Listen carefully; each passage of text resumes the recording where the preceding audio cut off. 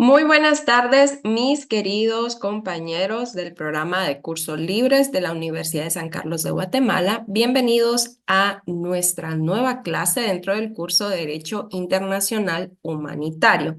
Como les comenté la semana pasada, hoy vamos a tener un invitado especial, Carlos Morales. Él ya les ha compartido en una clase anterior parte de su conocimiento y pues en esta oportunidad él también ha preparado un nuevo tema para compartir con ustedes. Así que le damos la bienvenida a Carlos para que pueda incorporarse.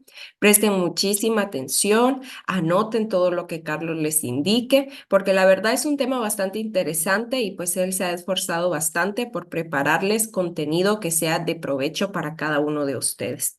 Les recuerdo que el link de asistencia es el mismo para todas las clases.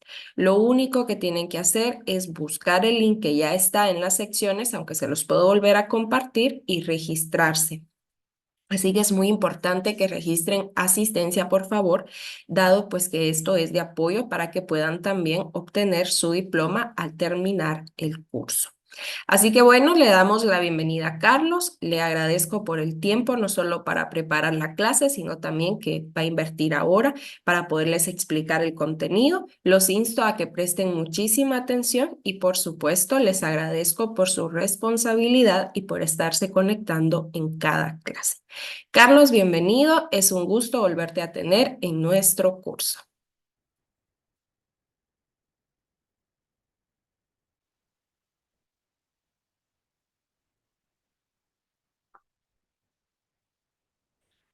Buenas tardes, buenas noches a todos los estimados compañeros estudiantes del curso libre del denominado Derecho Internacional Humanitario de la Universidad de San Carlos de Guatemala en el programa de cursos libres universitarios. Les saluda Carlos Morales, es un gusto volverles a platicar después de algunas semanas, después de haber empezado el inicio del curso, agradeciendo desde ya, ¿verdad? A la licenciada Ana Rosario Chacón Orellana de la oportunidad de poder compartir algunos temas del que estamos utilizando en estos momentos, que es el derecho internacional humanitario. Yo quiero hacerles ver una situación bastante importante, ¿verdad, compañeros? Hay varias cosas que les quiero recordar porque siempre es necesario hacer el recordatorio correspondiente a cuando estamos en estas clases. En principio, el tema de la asistencia. La asistencia, como les ha comentado la licenciada, hay que tomar en cuenta la hora que fue establecida que se puede llevar a cabo la toma de la asistencia, ¿verdad? De la misma manera, también de pedirles su atención, de espacio de estar analizando los distintos temas. No estoy seguro si lo dije en la primera clase, pero les quiero hacer el comentario, ¿verdad? Derecho internacional humanitario solo lo recuerdo haber visto en derecho internacional público, pero no como un tema bastante trascendental, sino que yo solo lo vi como pinceladas de que sí existe, pero hasta ahí nada más, solo se sabía que existía un derecho internacional humanitario, que como ya se los ha explicado la licenciada y he tenido yo la oportunidad de platicar, habla del tema de las guerras, el tema de los conflictos armados no internacionales y hay distintos temas que van a servir para el efecto del curso, ¿verdad? Em, Quiero hacerles esa situación de que le presten mucha atención porque al final nosotros tenemos que seguir capacitándonos, teniendo en cuenta los distintos temas que nos van a servir para, para estar actualizados, ¿verdad? Dado las circunstancias en las que en la actualidad podemos vivir y que vamos a necesitar este tema en algún momento para analizar qué es lo que está sucediendo en los distintos problemas sociales, en este caso de las guerras y los conflictos armados que existen a nivel mundial. Me voy a permitir hacer algunas modificaciones. Vamos a ver. Em, Muy bien. Vamos a empezar con la clase, ¿verdad? Haciendo ver algunas situaciones que son bastante importantes y que les solicito desde ya puedan ponerle toda la atención del mundo. El tema de hoy son las normas fundamentales del derecho internacional humanitario, ya es algo específico del tema, pero voy a tratar de explicar lo más que se pueda, lo más sencillo posible. Voy a tratar de que no sea una clase tan larga, tan extensa, porque es muchos temas los que habla el derecho internacional humanitario en relación a esto. No voy a hacer tanta mención a los convenios porque eso se van viendo en todo el programa de curso, ¿verdad? Pero quiero centrarme en lo que realmente protege las normas fundamentales del derecho internacional humanitario. Hay situaciones que se ven desde el inicio, para que se hagan una idea, desde la protección de las personas civiles, la población civil y los bienes civiles, como también la protección de los náufragos, los heridos, los enfermos, así como los prisioneros de guerra, que son los principales desde el punto de vista de las personas que se terminan siendo afectadas dentro de un conflicto bélico, que la única función de ese conflicto bélico es, eh, si lo quieren ver desde un punto de vista coloquial, vamos a tratar de ser lo más coloquiales posible, porque también hay muchos términos que se hablan de derecho internacional, aplacar sus diferencias que tengan militarmente hablando, es decir, cuáles son los objetivos militares, porque sea ese tipo de conflictos entre ellos. Muy bien, otra situación que quiero comentarles, voy a apagar por unos momentos la cámara debido a que mi computadora últimamente ha tenido un poquito de fallas en el sentido de la grabación, a veces graba, a veces se mueve la diapositiva, no se mueven, es un poco complejo en las distintas clases o en las distintas actividades en las que yo he participado, y me van a disculpar, pero necesito que corran las diapositivas antes que se vea mi cara, ¿verdad? Entonces, por momentos voy a ir encendiendo la cámara y por momentos voy a tenerla apagada para que vaya corriendo de mejor forma la calidad del tema de cómo se va transmitiendo en el canal de YouTube, ¿verdad? Muy bien, voy a apagarlo con su permiso. Muy bien, vamos a ver las diapositivas. Perdonen que aparezca en la parte de abajo. Como les digo, es un pequeño problema técnico. No he logrado descifrar qué es lo que sucede en ese espacio, pero como el contenido se ve, no va a generar ningún problema. Muy bien. ¿Qué es una norma? Vamos a verlo desde el punto de vista jurídico porque estamos en un curso libre que habla de temas de derecho, básicamente de derecho, normas jurídicas. La norma jurídica, como lo saben muchos de los compañeros que estudian en la carrera de abogado y notario, lo vemos en el curso de Introducción al Derecho 1, en la cual establece que es una regla de conducta dictada o promulgada por medio de una prescripción, autorización o prohibición. También vamos a encontrar otra definición que establece es una regla u ordenación del comportamiento humano dictado por autoridad competente de acuerdo a un criterio de valor y cuyo incumplimiento trae aparejado una sanción. Es una situación de un deber ser, tiene que hacerse tal regla porque de lo contrario tal vez no haya una sanción punitiva, pero tal vez esa sanción puede ser la consecuencia de no cometer, de no realizar la acción que se está solicitando. Ahí vamos a ver varios ejemplos. El derecho civil, en el derecho penal sabemos de que si se comete un delito, apareja una sanción o una pena. Igual en lo administrativo, recordaremos que hay alguno que haya escuchado sobre el código tributario. Ahí vamos a ver el tema de las multas, por ejemplo, por infracciones tributarias como tal. Entonces, hay que tomar en cuenta que es la norma. Estoy hablando desde ahorita de la norma porque es importante hacerle recalcar que todo el derecho internacional humanitario está concebido en distintos convenios. Como les indico, no los voy a mencionar todos porque es necesario centrarnos más que todo a qué es lo que apareja todo el conjunto de normas, pero los convenios se van a ir viendo poco a poco, vamos a ir subiendo material para que los vayan profundizando. Ahorita lo que me interesa es que entiendan algunos conceptos que aparecen dentro de las normas de derecho internacional humanitario para ir avanzando con el contenido del curso. Porque como les digo, este curso no está diseñado para que lo profundicemos en el sentido de vamos a hacer un examen final que hable de todo el espacio, sino que vamos a adquirir conocimientos básicos para ir profundizando más adelante en otros espacios de estos temas, ¿verdad? Que se pueden ir preguntando, ya saben de que pueden ir preguntando en el chat. Pueden preguntar en el Classroom, pueden ir indicando cuáles son sus consultas con respecto al tema que estamos viendo. Muy bien. Pasemos a qué son las normas de derecho internacional humanitario. Esta definición yo la hice. Y son aquellas normas que regulan lo concerniente a acciones que dentro de los conflictos armados o tiempos de guerra deben utilizar las partes involucradas. Eso quiere decir los estados que están con sus fuerzas armadas combatiendo.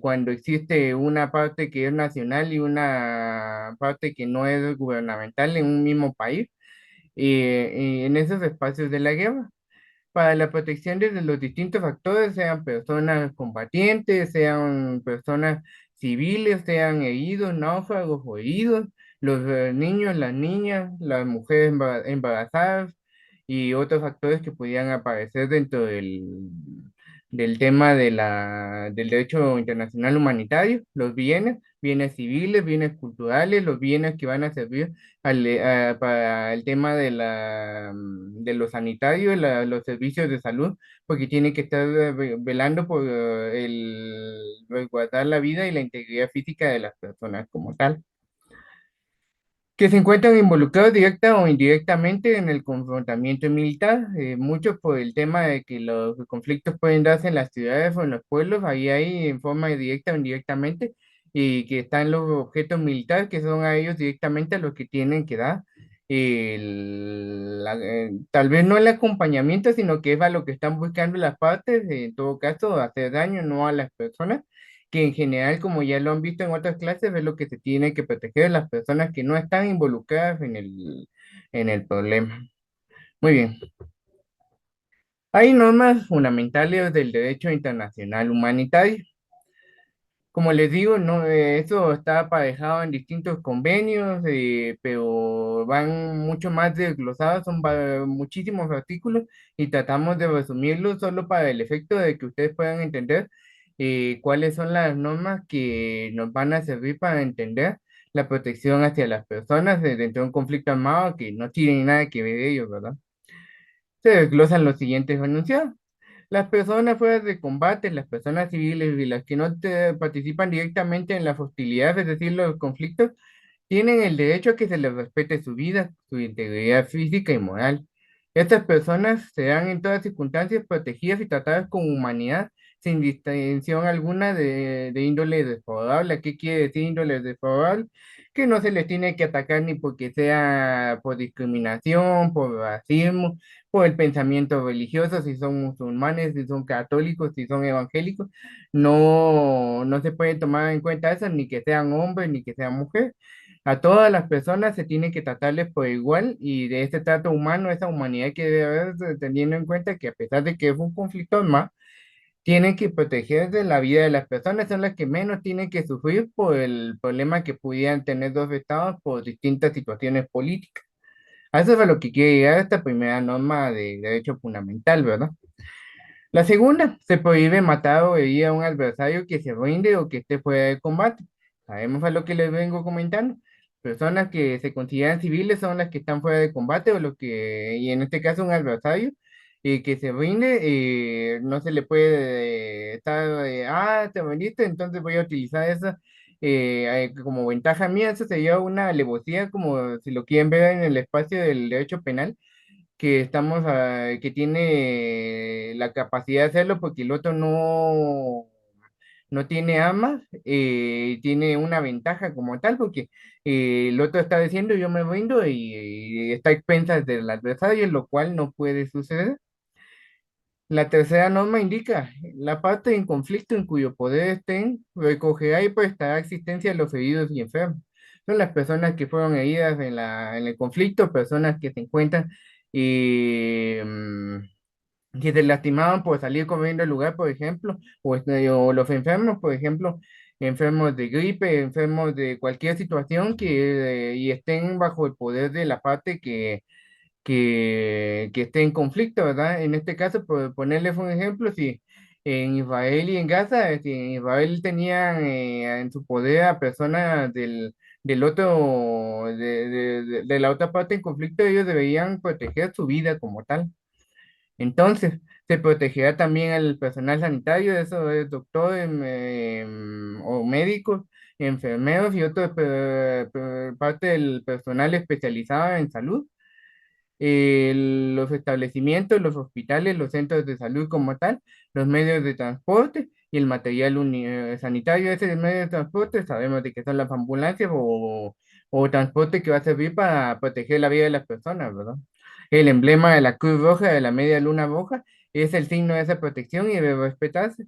Como ven en su pantalla en el lado derecho, hay una bandera con la Media Luna Roja, que es lo que quiero representar y que comprendan que es de mayor importancia la salud de todas las personas debido a lo complicado, a lo fuerte que llega a ser un conflicto armado o una guerra como tal.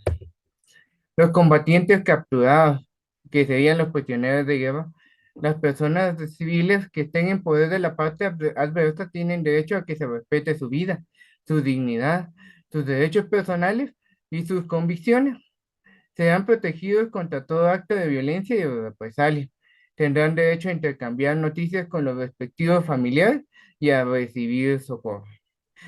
Hay que entender de que los combatientes, pues sí, son prisioneros, pero las personas civiles también están siendo afectadas. Entonces se tiene que respetar su vida y sin buscar represalias, es decir, torturarlos, sacarles información, mutilarlos, cualquier tipo de situación que podemos tomar de que al final es algo que le afecta a todas las personas como tal, porque estamos hablando de una situación bastante compleja y que está en riesgo la vida de todas las personas, al menos de la población civil que son los más afectados porque no tienen nada que ver en el conflicto y tienen ese espacio de poderse comunicar con su familia y a recibir el socorro, es decir, el auxilio si les pasa algún accidente o alguna situación compleja. Cualquier persona se beneficiará de las garantías judiciales fundamentales. No se considerará a nadie responsable de un acto que no haya cometido, ni se someterá a nadie a tortura física o mental, ni a castigos corporales o a tratos crueles o degradantes. En Guatemala existe una garantía constitucional denominada exhibición personal. Esa, para hacerles un ejemplo, esa garantía judicial es fundamental. La tutela judicial efectiva también es parte de esto.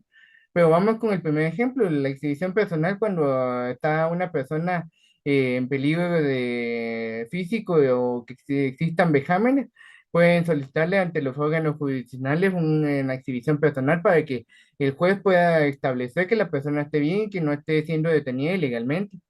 Lo mismo sucede, ¿verdad?, en una tutela judicial efectiva cuando se va a procesar a una persona, debe respetarse los derechos del sindicado en este caso.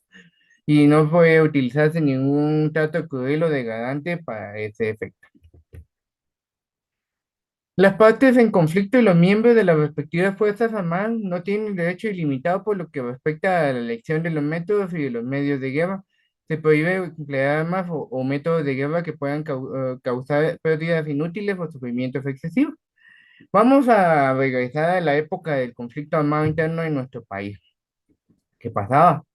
Ciertos gobernantes, a través de sus ministros de la Defensa Nacional, generaron una tierra arrasada o tomaron otro tipo de métodos de ir incluso hasta buscar a las personas a las montañas para ejecutarlas, ¿verdad? Cuestión que no es correcto. Y ahí es donde se da un sufrimiento excesivo porque estamos hablando de que las personas, además de subir sus desplazamientos, les destruían todos sus bienes o se quedaban con los terrenos de las personas, y lo cual generaba en este espacio un sufrimiento excesivo. También causar esas pérdidas inútiles no tiene lógica que esté destruyendo casas de los civiles cuando ellos no tienen nada que ver en el conflicto. Entonces, por eso es que se prohíbe el uso de este tipo de métodos. El derecho no es ilimitado para hacer lo que quieran, tiene que respetar y hacerlo en forma limitada como tal, es decir, usar métodos que traten la manera de resguardar a todas las personas. Las partes en conflicto harán distinción en todo tiempo entre población civil y combatientes, protegiendo a la población y bienes civiles. No deben ser objeto de ataques ni la población civil como tal ni con las personas civiles. Los ataques se dirigirán a los objetos militares.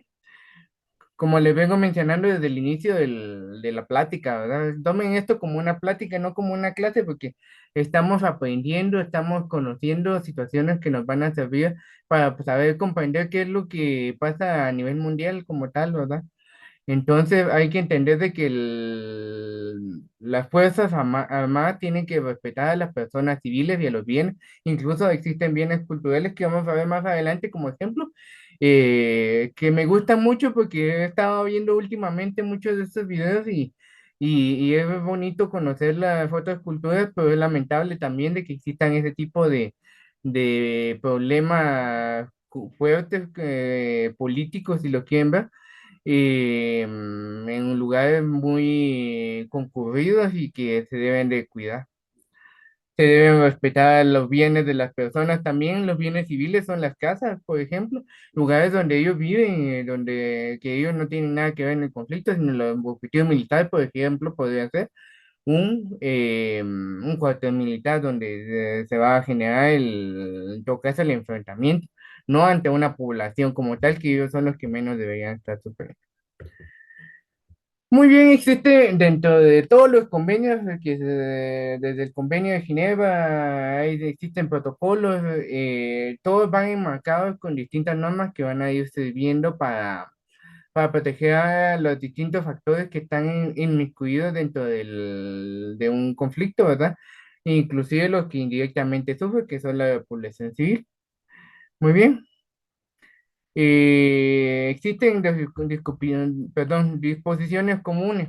¿Cuáles son los ámbitos de aplicación? La duración de la aplicación en referencia a los principios generales de derecho. Tienen que respetarse distintos espacios, inclusive el tema de la justicia, el bien común y la paz de las personas. Se tiene que buscar, ¿verdad? El que el mismo conflicto acarree la menor gravedad o en todo caso el menor daño posible en donde esté generándose el conflicto. La prohibición de represalias, si te hicieron esto, no vas a responder de la misma forma y vas a tratar de un trato inhumano, válgame la redundancia, a los combatientes, sino que están en tu poder y tenés que respetar ciertos derechos de ellos. La inalienabilidad de los derechos, no se puede dejar de utilizar esos derechos, no se les puede derogar, si lo quieren ver así, no se les puede quitar los derechos que les corresponden a las personas. Tiene que haber una supervisión de las distintas instituciones del derecho internacional humanitario, entre ellos el Comité Internacional de la Cruz Roja, ¿verdad? Que tiene que velar por la vida de las personas. También las potencias protectoras, quienes protegen en todo caso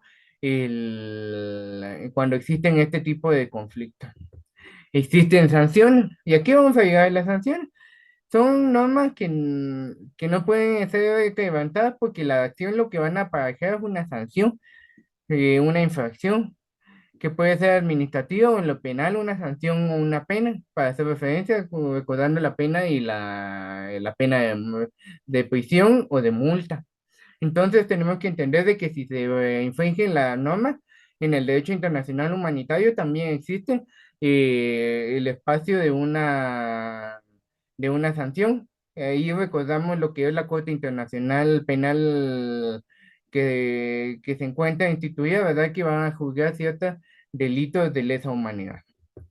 La difusión, todas las partes contratantes de los distintos convenios tienen que informar durante los tiempos de paz y en conflicto armado el hecho que existen normas de derecho internacional humanitario y se tienen que respetar. Entonces, todas las personas tienen el debido derecho a poder utilizar esos derechos y esas obligaciones, esas normas que van a servir para proteger su vida.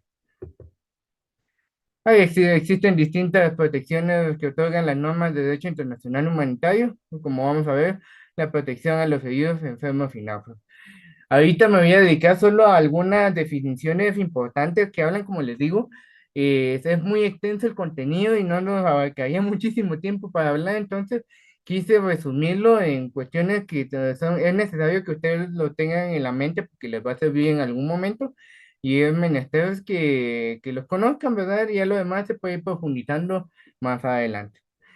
¿Por qué se entienden a los enfermos y a los heridos? Son las personas que sean militares o civiles, que tengan la necesidad de asistencia médica y que se abstengan a todo acto de hostilidad.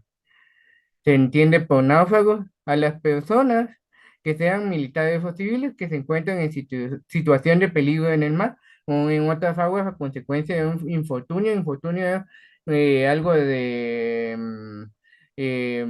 que sucede porque sí, básicamente de mala suerte, si lo quieren ver así, o porque si sucedió un accidente como tal, que les afecta y que les abstenga de todo acto de hostilidad, es decir, de seguir combatiendo. General se deben de respetar sus derechos a estas personas porque al final son parte de los afectados o víctimas del derecho del conflicto armado que está protegiendo los derechos internacionales humanitarios, es decir, la vida, la integridad física, incluso hasta lo moral, lo psicológico, hay que respetar de estas mismas personas. Existen normas relativas al comportamiento de los combatientes y protección a los prisioneros de guerra. Es menester entender de que existen prisioneros de guerra, es decir, si una parte tiene prisioneros, no como prisioneros, sino que combatientes, y los tiene en su poder, esto se les denomina prisioneros de guerra, que es como lo indica la definición y que es lo más importante que puedo destacar porque ahí hay que proteger el derecho de las personas, cómo se les tiene que tomar cuando son militares. Existen muchísimas normas al respecto, incluso de que tienen que estar vestidos como militares para ser identificados como combatientes y no como espías. Y hay distintas normativas que trata de regular el tema de los prisioneros de guerra como tal y con quienes son los, en este caso los de las Fuerzas Armadas Militares como combatientes. La protección civil de la población civil y las personas civiles en tiempo de guerra. Vamos a caer a definiciones como tal. Como les digo, estos temas son bastante amplios porque hablan de la protección de las personas, de las mujeres, embarazadas inclusive, de los ancianos, de los menores de edad. Pero hablamos, digamos, de lo más esencial que ustedes necesitan saber para que regulan esas normas de derecho internacional humanitario, las definiciones más importantes, como personas civiles, son las personas cualesquiera que no pertenezcan a las Fuerzas Armadas. Los bienes civiles son todas aquellas que no son objetivos militares, es decir, que no son bienes, que no son bienes que por su naturaleza tienen una ubicación, finalidad o utilización que contribuyan eficazmente a la acción militar o cuya destrucción parcial o total, captura o neutralización ofrezca una ventaja militar, es decir, en este caso los centros de salud, los hospitales, las casas de las personas, los lugares donde se consiguen o se surten los alimentos que son esenciales para esas personas y no se morirían inclusive de hambre. Existe una protección a bienes culturales que esta se encuentra en distintos lugares. Hay dos ejemplos bastante interesantes que los menciono. Ahí, como les digo, he estado viendo muchas de estos tipos de videos. Me gusta mucho analizar la arquitectura, bajo qué circunstancias están existiendo las distintas iglesias, ¿verdad? O bienes culturales. En este caso, yo les voy a presentar dos imágenes importantes. La iglesia del Santo Sepulcro que se encuentra en Jerusalén. Esta es muy especial porque ahí trae a distintos grupos cristianos, ¿verdad? Donde se considera que sucedió el tema de la pasión, muerte y resurrección de Jesucristo, ¿verdad? Esa capillita que ustedes ven en la imagen es donde se considera que está el Santo Sepulcro y es donde resucitó Jesucristo. La iglesia, que lleva muchos años de haberse construido, es un bien cultural porque representa un hito de la historia, entonces es uno de los bienes que protege el derecho internacional humanitario, por ejemplo, en el conflicto que existe entre Israel y la Franja de Gaza, ¿verdad? Esta otra imagen que encontramos se encuentra en la iglesia o la Basílica de la Natividad. Esa es la imagen que se encuentra en el interior de la iglesia. Y entiendo que la imagen por arriba fue lastimada. No tengo conocimiento qué sucedió, o parece que se quemó, no estoy muy seguro, no les sabría decir. Pero la parte de abajo es lo importante que se trata de resguardar. El tema del que está en la gruta de la Natividad, que es donde recuerdan el nacimiento de Jesucristo. Ese fue otro hito importante de la historia, es un bien cultural que se protege por parte de los derechos internacionales humanitarios. Protección de las víctimas de conflictos armados no internacionales. Vamos a recordar lo que sucedió en el conflicto armado interno en Guatemala y busca ciertas características importantes: el cuidado de los heridos, enfermos y náufragos, la protección de la población civil, la protección de bienes y el trato humano, que como les he venido comentando, eso se ve abarcado en todo lo que hemos platicado y que es necesario que lo tomen en cuenta para el análisis correspondiente. Muy bien. Si tienen alguna duda, van comentando en el chat o lo publican en el Classroom. Estamos siempre para servirles. Mejor si lo van publicando, ¿verdad? O en el Classroom, donde podemos ver mejor las preguntas. La tarea, como las ha dejado la licenciada, vamos a tomarla la siguiente. ¿Qué son las normas? ¿Qué son las normas de derecho internacional humanitario? Menciona tres normas de derecho internacional humanitario. La cuarta pregunta indica quiénes son los heridos y los enfermos. La quinta, quiénes son los prisioneros de guerra. Y la sexta, mencione dos bienes culturales. Ya le mencioné dos, pueden utilizar cualquiera de las demás, pero investiguen de los lugares donde ha existido conflicto, esos tipos de bienes culturales. Muy bien, por el día de hoy ha sido todo lo que es mi clase. Si tienen dudas, preguntan, pueden preguntarlo en el claro, no tengan pena. Si lo dejan en YouTube, también pueden avisar de que lo dejaron por ahí. Vamos a tratar de contestar las preguntas y estamos para servir. Ha sido de verdad un gusto volverlos a ver. Ha sido un honor volverles a impartir una clase. Como les digo, no la hice tan extensa porque eso había llevado 2 o 3 horas, pero sí traté de que habláramos, digamos, de lo más importante que ustedes como estudiantes, como personas que quieren conocer, deben conocer desde el inicio. Mi nombre es Carlos Morales, ha sido un gusto saludarlos. Espero que se encuentre bien. Cualquier duda quedo a la orden. Ha sido un gusto saludarlos. Que tengan una excelente tarde, noche o día, porque pueden estar viendo el video en ese momento. Entonces, ha sido un honor estar frente a ustedes. Un gusto saludarlos, compañeros.